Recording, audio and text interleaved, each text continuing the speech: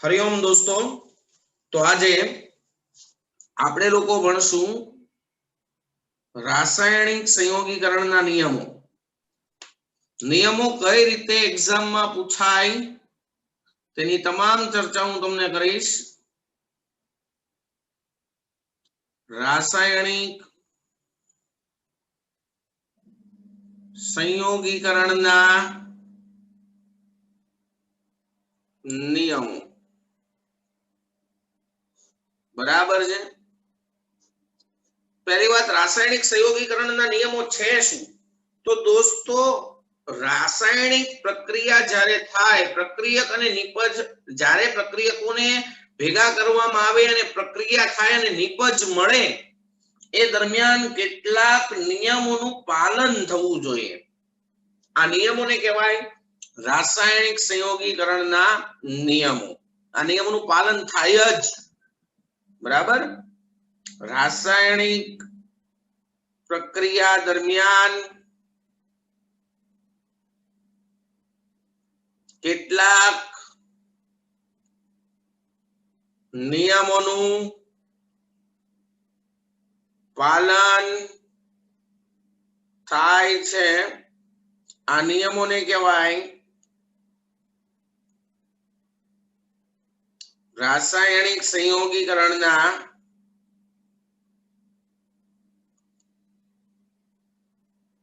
नियमो.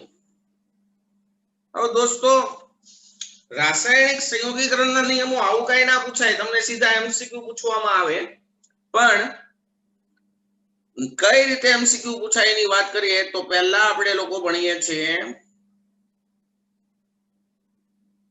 द्रव्य संचयनो नियम.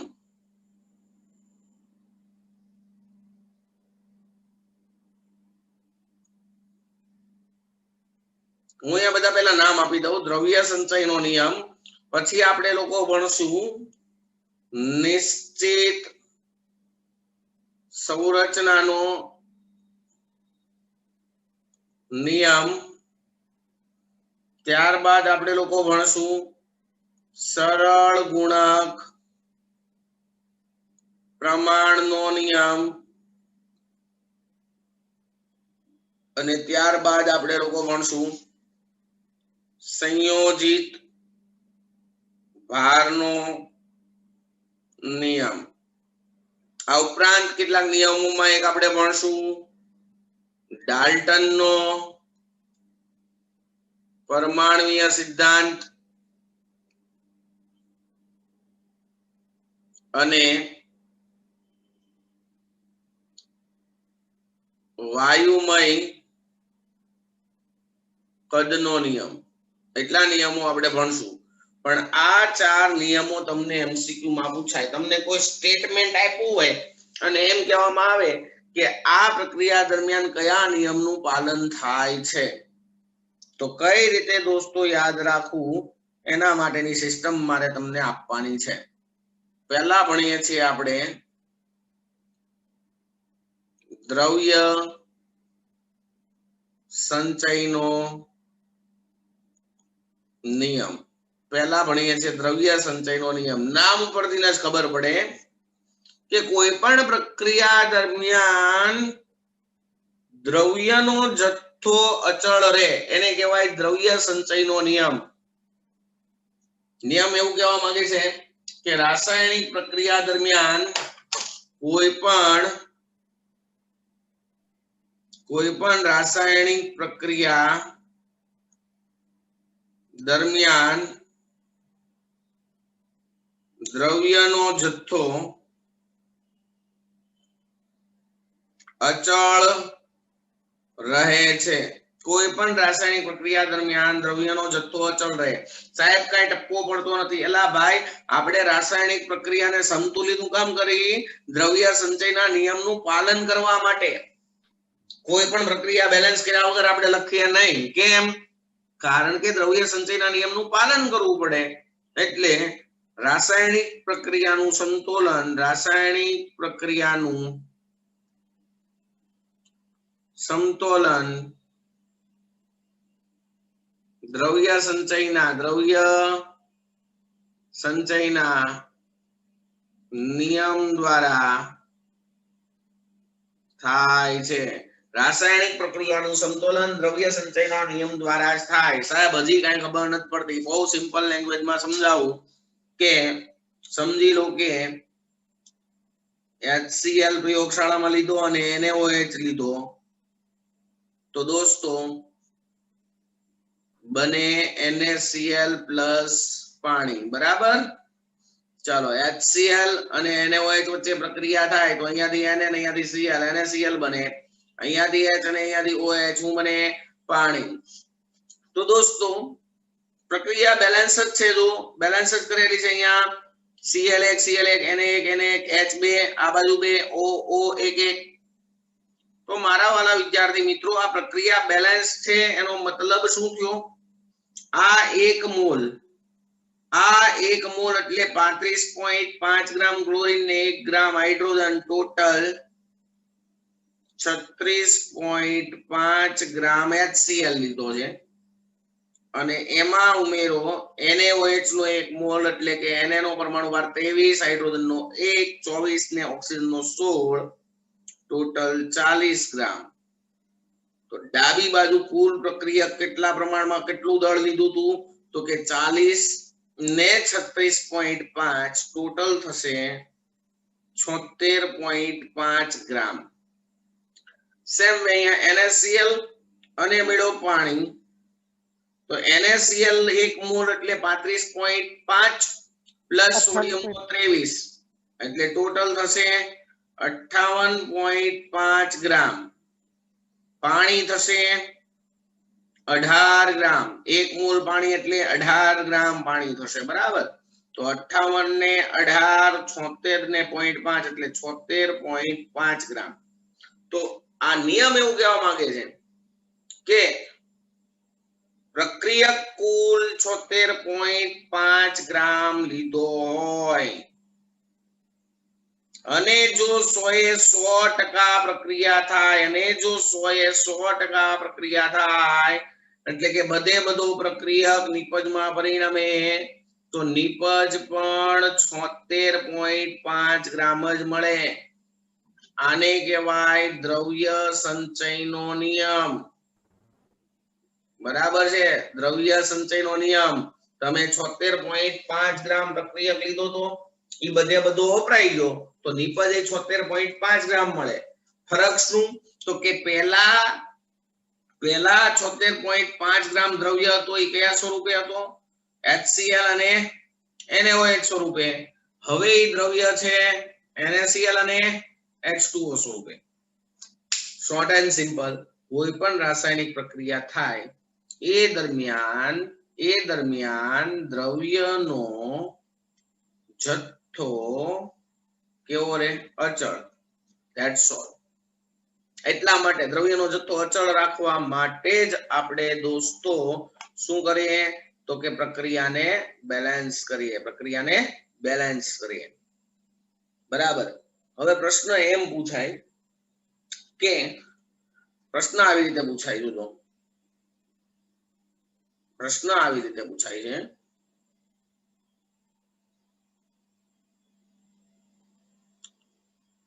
2 ગ્રામ હાઇડ્રોજન અને 16 ગ્રામ ઓક્સિજન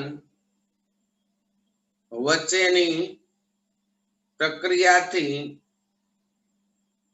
18 ગ્રામ H2O મળે તો આ દરમિયાન કયા નિયમનું પાલન થાય? 4 ઓપ્શન આપ્યા હોય. A દ્રવ્ય સંચય, B સરળ ગુણક પ્રમાણ,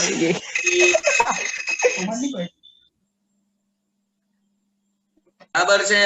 તમને પ્રશ્ન એવો પૂછવામાં આવ્યો છે 1 મોલ મિથેનનું સંપૂર્ણ દહન થતા 44 ગ્રામ CO2 ઉત્પન્ન થાય તો કયા નિયમનું પાલન થાય?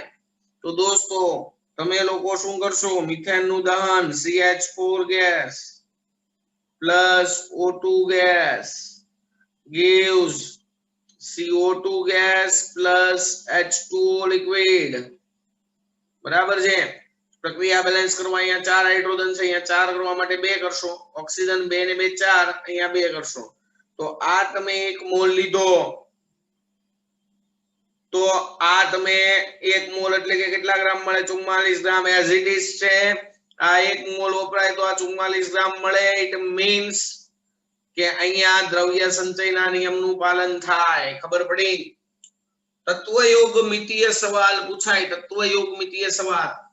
એટલા પ્રક્રિયક વચ્ચેની પ્રક્રિયાથી એટલી નિપજ મળી, અને જો એટલી જ મળતી હોય તો તે દ્રવ્ય સંચયના નિયમનું પાલન થયું કહેવાય. પ્રશ્ન તમને હજી કહું છું કઈ રીતે આ બધા નિયમના કેવી રીતે પ્રશ્ન પૂછાય હું છેલ્લે તમને જણાવું છું. અત્યારે દ્રવ્ય સંચયના નિયમમાં આવું હશે કે એટલા પ્રક્રિયકની આની સાથે પ્રક્રિયાથી એટલી નિપજ મળે, આવો પ્રશ્ન હોય તો દ્રવ્ય સંચય. ઓકે, ચાલો નેક્સ્ટ. નેક્સ્ટ તમને આપેલો છે સરળ ગુણક પ્રમાણનો નિયમ. સરળ ગુણક પ્રમાણનો નિયમ. દોસ્તો સરળ ગુણક પ્રમાણનો નિયમ છે ઈ ઇમ્પોર્ટન્ટ છે. સરળ ગુણક પ્રમાણ તમને એવું શીખવાડે છે કે જો બે તત્વો એકબીજા સાથે સંયોજાઈને એક કરતા વધુ સંયોજનો બનાવતા હોય, બે તત્વો એકબીજા સાથે સંયોજાય, ધારો કે એક તત્વ A છે અને એક તત્વ B છે, આ બે તત્વો એકબીજા હારે સંયોજાઈને અલગ અલગ સંયોજન બનાવે છે. એક બનાવે AB, એક બનાવે AB2, એક બનાવે AB3, એક બનાવે AB4 એક્સેટ્રા એક્સેટ્રા એક્સેટ્રા.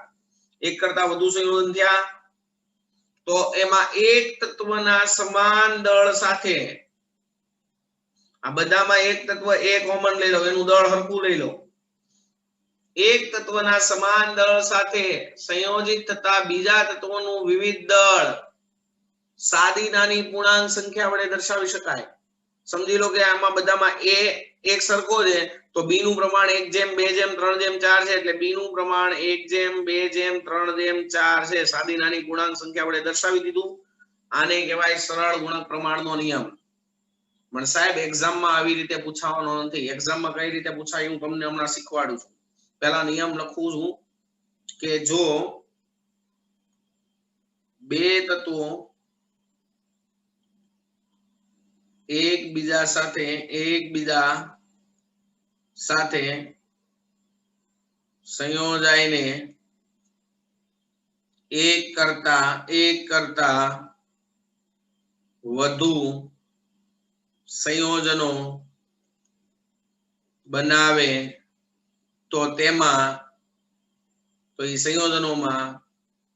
તો તેમાં એક તત્વના સમાન દળ સાથે સંયોજિત થતા બીજા તત્વનું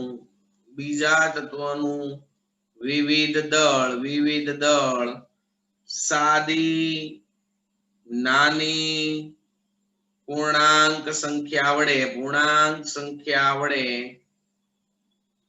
દર્શાવી શકાય. બરાબર છે?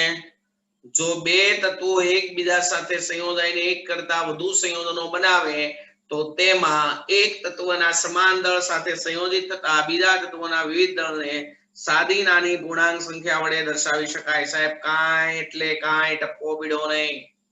પડે જો ધારી લઉં કે બે તત્વો લઉં, એક કાર્બન અને એક ઓક્સિજન.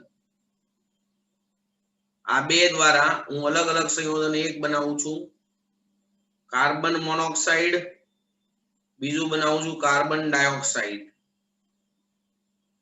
આમાં કાર્બન કેટલા ગ્રામ છે? 1 મોલ લઉં તો કાર્બન 12 ગ્રામ અને ઓક્સિજન 16 ગ્રામ. આમાં કાર્બન કેટલો છે? 12 ગ્રામ, ઓક્સિજન 16 × 2 32 ગ્રામ. તો જો બે તત્વો એકબીજા સાથે સંયોજાઈને એક કરતા વધુ સંયોજન બનાવે તો એક તત્વના સરખા દળ સાથે સંયોજિત થતા બીજા તત્વોનું વિવિધ દળ એને સાદી નાની પૂર્ણાંક સંખ્યા અત્યારે ઓક્સિજનનું પ્રમાણ 16:32 ની બદલે 1:2 વડે દર્શાવી શકાય. એટલે કે CO અને CO2 માં CO અને CO2 માં ઓક્સિજનનું સાપેક્ષ પ્રમાણ 1:2 છે. That's all. સેમ વે બીજું ઉદાહરણ આપું. એક આપું H2O અને બીજું આપું H2O2.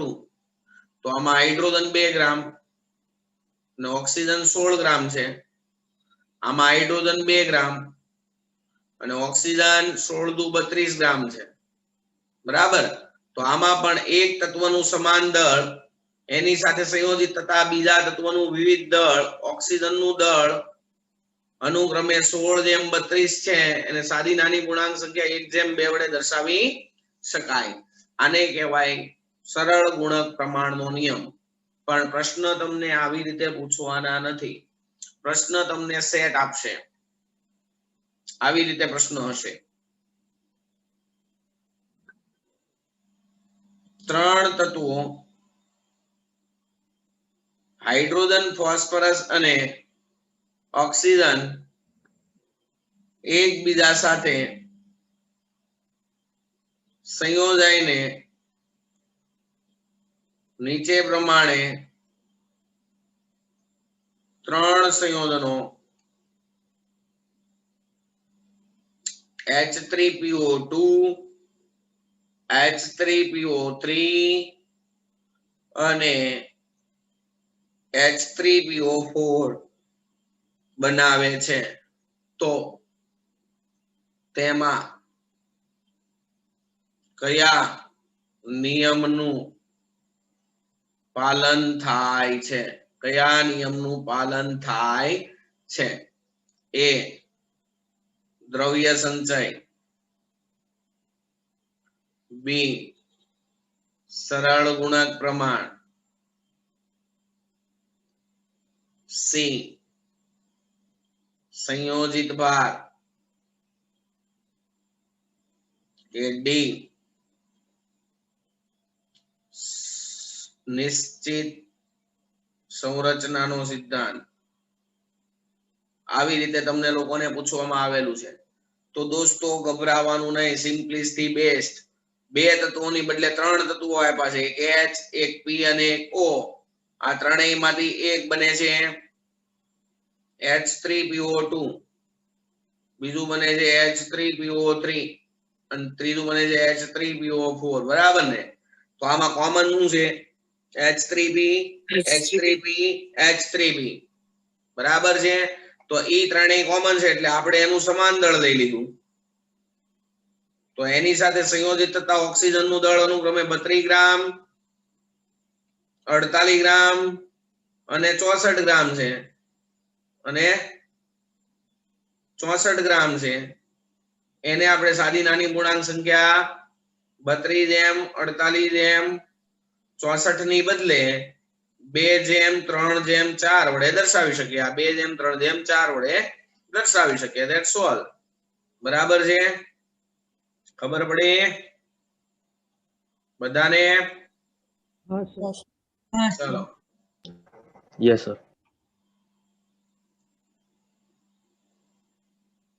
નેક્સ્ટ. તો આ રીતે પ્રશ્ન પૂછાય આમાંથી.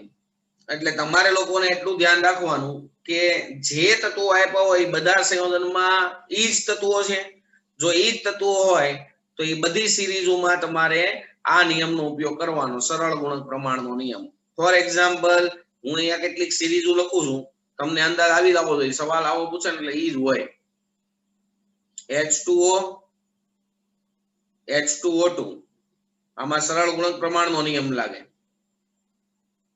N2O, NO, N2O3, N2O4, N2O5 બધા સંયોજનમાં nitrogen oxygen nitrogen oxygen nitrogen oxygen nitrogen oxygen જ છે. એટલે આંખ બંધ કરીને સરળ ગુણક જ લાગે. બરાબર. નેક્સ્ટ H2SO3, H2SO4 H2SO5 ભાઈ આ ત્રણ સંયોજન છે પહેલામાં હાઇડ્રોજન સલ્ફર ને ઓક્સિજન બીજામાં હાઇડ્રોજન સલ્ફર ઓક્સિજન ત્રીજામાં હાઇડ્રોજન સલ્ફર ઓક્સિજન ત્રણેય સંયોજનોમાં સમાન જ પરમાણુ છે એટલે આમાં આંખ બંધ કરીને નાખી દેવાનું સરળ ગુણક પ્રમાણ આવી સિરીઝ આપી છે તમને એમ કે હાઇડ્રોજન સલ્ફર અને ઓક્સિજન દ્વારા ત્રણ સંયોજન H2SO3 H2SO4 અને H2SO5 બને છે તો તેમાં કયા નિયમનું પાલન થાય તો તમારે લખવાનું સરળ ગુણક પ્રમાણ same way H3PO3 H3PO4 same way HNO2 HNO3 HNO4 આવી રીતની કોઈ પણ તમને જોડી આપવામાં આવે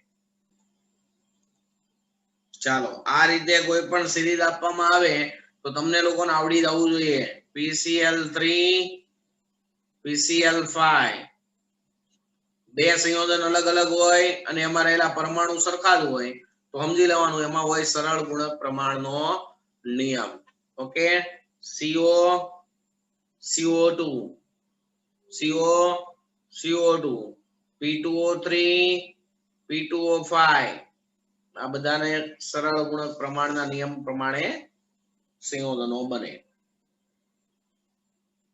ચાલો તો સરળ ગુણક પ્રમાણનું કોઈ પણ ક્વેશ્ચન આવે તમને લોકોને પ્રોબ્લેમ પડવો જોઈએ નહીં બરાબર નેક્સ્ટ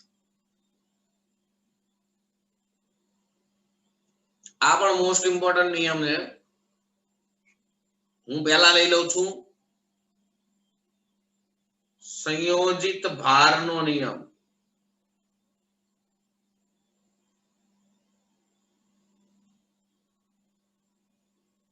સંયોજિત ભારનો નિયમ આનું સ્ટેટમેન્ટ હું બોલીશ તો પહેલા નજરમાં તમને બાઉન્સર જ જાય પણ આપણે તો ભાઈ ટપકું મારવાનું છે ટપકું બરાબર છે આપણને તો ભાઈ કન્સેપ્ટ ખબર પડી જાય એટલે કામ પૂરું થઈ જાય પહેલા હું વ્યાખ્યા સમજાવું એટલે તમને થોડી ઊંઘ આવશે પછી તમને બધું કહું જો બે તત્વોના ભાર જો બે તત્વોના ભાર એટલે દળ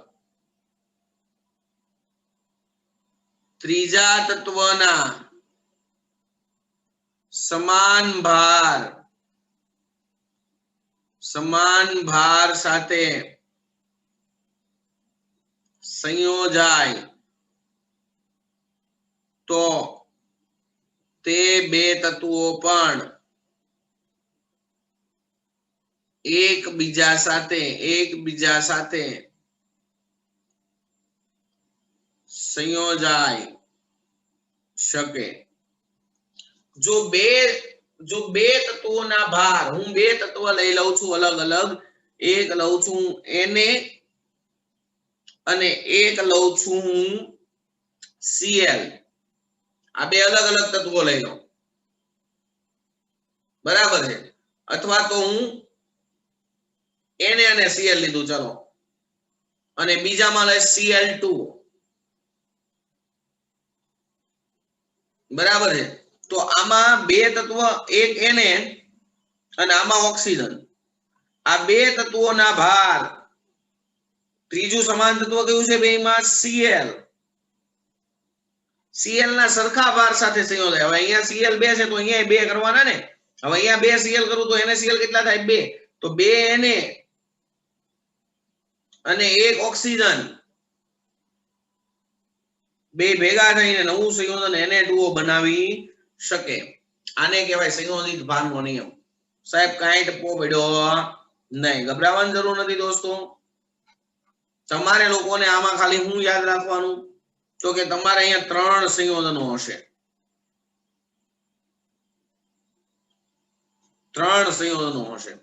ત્રણ સંયોજનો પૈકી પહેલા બે સંયોજન જોવાના પહેલા બે સંયોજનમાં જે પરમાણુ કોમન હોય ઈ પરમાણુ છેલ્લા સંયોજનમાં ન હોય અને બાકીના હોય તો એને કહેવાય સંયોજિત ભારનો નિયમ સમજી લો કે અહીંયા NaCl Cl2O અને Na2O આ ત્રણ સંયોજન આપેલા છે તો પહેલા બે માં કોમન કોણ છે Cl ઈ ત્રીજામાં ન હોય એની સિવાયના એને અને ઓ હોય યસ છે તો આમાં સંયોજિત ભારના નિયમનું પાલન થાય છે ભાઈ.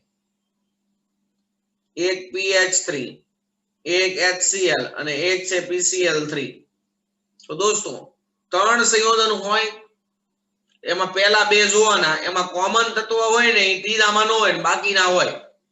આ પહેલા બે માં કોમન H છે તો એની સિવાયના તત્વો જોડાય, P અને Cl જોડાય નવું સંયોજન PCl3 બનાવે. આમાં સંયોજિત ભારના નિયમનું પાલન થાય.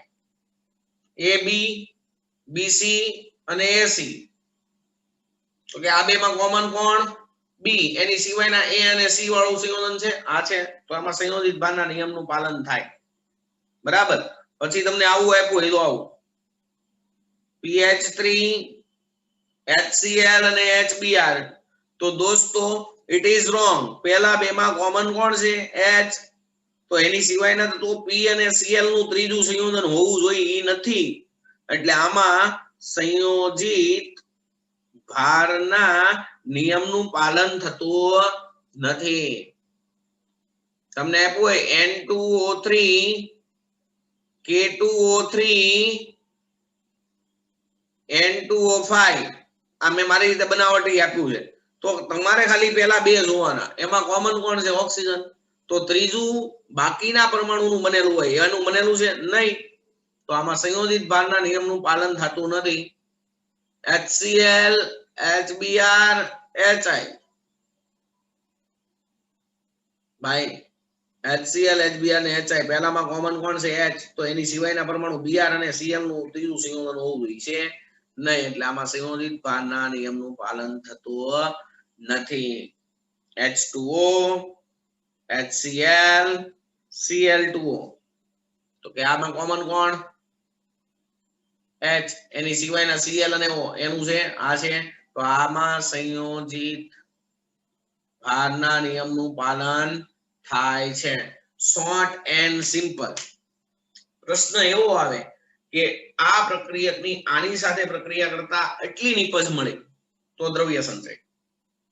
જેટલા સંયોજન આપ્યા હોય એમાં એક સરખા જ પરમાણુ હોય તો સરળ ગુણક પ્રમાણ. ત્રણ સંયોજન આપ્યા હોય એમાં પહેલા બે માં જે કોમન હોય ઈ નહીં લેવાનું અને બાકીના તત્વો વડે ત્રીજું સંયોજન બન્યું હોય તો સંયોજિત ભાર. Okay complete. સારું ચાલો 5 મિનિટ પછી પાછા બધા જોઈન થાવ. એમ છે જે નિશ્ચિત પ્રમાણનો નિયમ. દોસ્તો નિશ્ચિત પ્રમાણનો નિયમ વૈજ્ઞાનિક જોસેફ પ્રાઉસ્ટે રજૂ કર્યો. નિયમ એવું કહેવા માંગે છે કે સંયોજન કોઈ પણ પદ્ધતિથી બનાવેલ હોય, સંયોજનમાં રહેલા ઘટકોનું પ્રમાણ હંમેશા નિશ્ચિત હોય. ફોર એક્ઝામ્પલ વોટર, પાણી. તો દોસ્તો પાણી કોઈ પણ પદ્ધતિથી બને, પાણી કોઈ પણ પદ્ધતિથી બને. For example H2 plus O2. H2 plus 1 half O2 gives H2O. H2 અને O2 ની વચ્ચેની પ્રક્રિયાથી પાણી બને, અથવા 2 મોલ H2O2 માંથી 2 મોલ પાણી અને 1 મોલ O2 છૂટો પડે. મીન્સ હાઇડ્રોજન અને ઓક્સિજન વચ્ચેની પ્રક્રિયાથી પાણી બને કે હાઇડ્રોજન પેરોક્સાઇડ ના વિઘટનથી પાણી બને. ગમે તે પદ્ધતિથી પાણી બને, પાણીમાં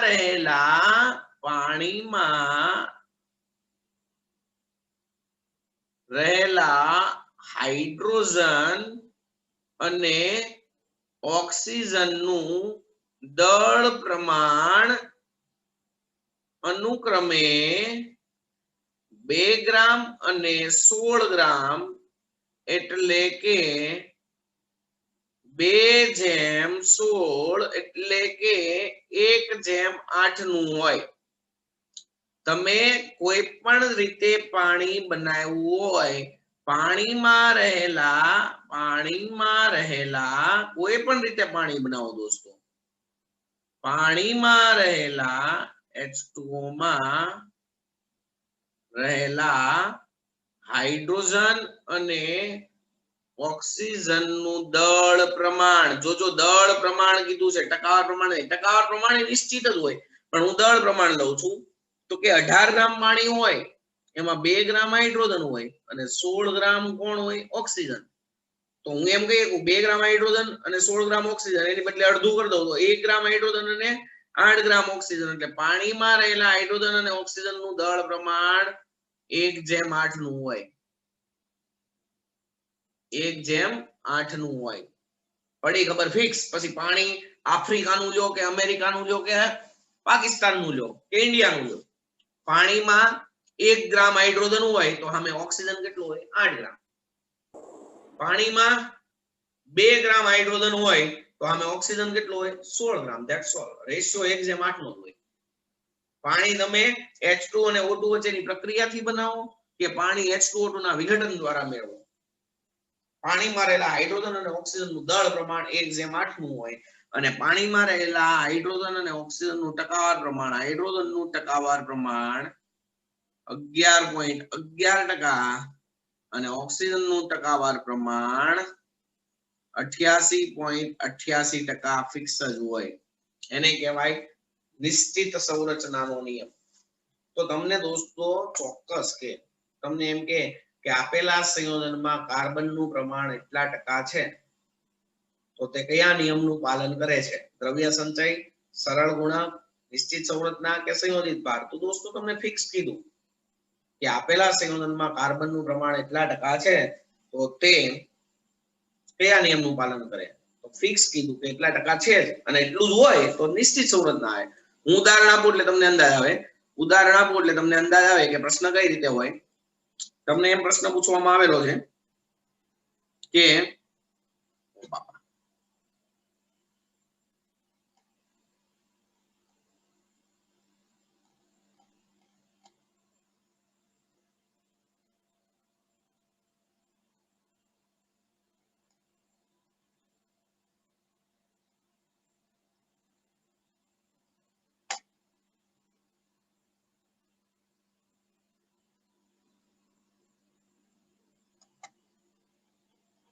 તમને એવી રીતે પ્રશ્ન પૂછવામાં આવેલો છે કે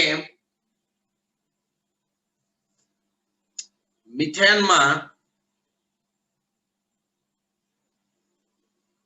75% કાર્બન અને 25% હાઇડ્રોજન રહેલ હોય અથવા તો રહેલ છે તો તે કયા નિયમનું પાલન કરે છે? બરાબર. મિથેનમાં 75% કાર્બન અને 25% હાઇડ્રોજન રહેલ છે તો તે કયા નિયમનું પાલન કરે છે? પ્રશ્ન તમારો આવો છે. તો દોસ્તો મિથેનમાં 75% કાર્બન ને હાઇડ્રોજન 25% હકીકતમાં હોય જોવો તો કે મિથેનનું અણુ સૂત્ર આવું થાય. હવે એનો અણુ ભાર લઈ લઈ, કાર્બન 12 ગ્રામ ને 4 ગ્રામ હાઇડ્રોજન એટલે 16 ગ્રામ મિથેન હોય તો એમાં 12 ગ્રામ કોણ હોય? કાર્બન અને 4 ગ્રામ કોણ હોય? હાઇડ્રોજન. ઓકે. તો કાર્બનના ટકા ગણવા હોય તો તમને લોકોને સૂત્ર તો આવડે જ છે ને. કોઈ પણ સંયોજનમાં રહેલા તત્વના ટકા એટલે કેટલા કાર્બન છે? 1. તો 1 ગુણ્યા કાર્બનનો પરમાણુ ભાર ગુણ્યા 100 છેદમાં આખા સંયોજન કયું છે? મિથેન નો અણુ ભાર લેવાય. કાર્બનના ટકા ગણવા હોય તો અત્યારે આવી રીતે લખાય. મિથેનમાં રહેલા કાર્બનના ટકા આવી રીતે લખાય. બરાબર છે? ચલો તો દોસ્તો બોલો મિથેનમાં કાર્બન કેટલા ટકા થયો? તો કે કાર્બનનો પરમાણુ ભાર 1 ગુણ્યા 12 એટલે 12 ગુણ્યા 100 છેદમાં 16. ઓકે. 4 તેરી 12 ચોકે ચોકે 16 25 ચોકા 100 25 તારી 75. તો મિથેનમાં કાર્બન કેટલા ટકા હોય? 75% જ હોય અને તમને આપ્યો છે કેટલા ટકા? 75%. તો એ ફિક્સ છે એટલે આ કયા નિયમનું પાલન કરે છે? નિશ્ચિત સંરચનાના નિયમનું પાલન કરે છે. That's all. ઓકે. તો આજના લેક્ચરમાં મારે તમને એટલું સમજાવવાનું હતું કે આ 4 નિયમો પૂછાય તો કઈ રીતે પૂછાય અને જવાબ કઈ રીતે લખાય. જો હું પહેલેથી હજી તમને હવે મેન આ આખા લેક્ચરનો સારાંશ આપી દઉં છું એટલે કામ પતી જાય. આખા લેક્ચર નો સારાંશ હું પ્રશ્ન કઈ રીતે પૂછે તો પ્રશ્ન આવી રીતે પૂછે કે એ અને બી વચ્ચેની પ્રક્રિયાથી આ એ અને બી વચ્ચેની પ્રક્રિયા એટલે અલગ અલગ તમને પદાર્થ આપ્યો હોય આની અને આની વચ્ચેની પ્રક્રિયાથી આટલી નિપજ મળી એ કોઈ પણ હોય આવો શબ્દ હોય ત્યારે તમારે લોકોએ લખવાનું દ્રવ્ય સંચયનો નિયમ. ત્યારે તમારે લખવાનું દ્રવ્ય સંચયનો નિયમ. બીજી વાત, તમને આવો પ્રશ્ન આપેલો હોય જોડી વાળો N2O N2O3 N2O4 અથવા H2SO3 H2SO4 આવી રીતે તમને જે સંયોજન આપેલા હોય એ સંયોજનમાં રહેલા તત્વો સમાન હોય તો તમારે લખવાનું સરળ ગુણક પ્રમાણ. સંયોજનમાં રહેલા તત્વો સમાન હોય તો લખવાનું સરળ ગુણક પ્રમાણ. બરાબર છે. ત્રીજી વાત, 3 સંયોજનો આપેલા હોય એમાં પહેલા અને બીજામાં કોમન તત્વ હોય, કોમન એટલે સમાન તત્વ હોય, એ કોમન તત્વ ત્રીજા સંયોજનમાં ના હોય અને બાકીના તત્વો હોય. બરાબર. ફોર એક્ઝામ્પલ ઉદાહરણ આપું એટલે તમને અંદાજ આવે. એક છે PH3, એક છે HCl અને એક ત્રીજું સંયોજન તો આમાં HH છે તો ત્રીજામાં HH નો હોય ને એની સિવાયના P અને Cl હોય PCl3. આવું હોય તો તમારે લોકોને લખવાનું સંયોજિત ભારનો નિયમ. અને તમને લોકોને ફિક્સ કહી દીધું હોય કે આ સંયોજનમાં આ તત્વનું પ્રમાણ તમને ફિક્સ કહી દે કે આ પદાર્થમાં કોઈ પણ ધારી લો કે X પદાર્થમાં આટલા ટકા અથવા તો કહી દે Y ટકા આ ઘટક રહેલ છે અથવા તો દળ કહી દે કે X પદાર્થમાં Y ગ્રામ બી પદાર્થ છે આવી રીતે ચોખ્ખું કે તો એ નિશ્ચિત થઈ ગયું તો ત્યારે તમારે લગાડવાનો નિશ્ચિત સંરચનાનો નિયમ. ઓકે, કન્સેપ્ચ્યુઅલ છે. આની વ્યાખ્યા તમે ગમે એટલી ગોખી મળી જાઓ, કન્સેપ્ટ નહીં હોય તો સવાલનો જવાબ દેતા આવડશે નહીં. વ્યાખ્યાનો કોઈ મતલબ જ નથી, સમજણની જરૂર છે. તમને હજી એક વખત તો આ અને આની વચ્ચે પ્રક્રિયા થઈ તો આટલી નિપજ મળી તો દ્રવ્ય સંચય.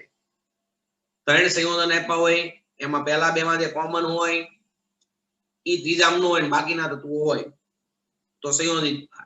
જેટલા સંયોજન આપ્યા હોય એમાં બધામાં તત્વો સરખા જ હોય તો સરળ ગુણક પ્રમાણ. અને તમને એમ કે આ એક જ પદાર્થમાં આ ઘટકનું પ્રમાણ એટલું છે તો નિશ્ચિત સંરચનાનો નિયમ. તો દોસ્તો આજના લેક્ચર માટે એટલું ઇનફ છે. વધારાનું ભણશું આપણે આવતીકાલે. હરિઓમ.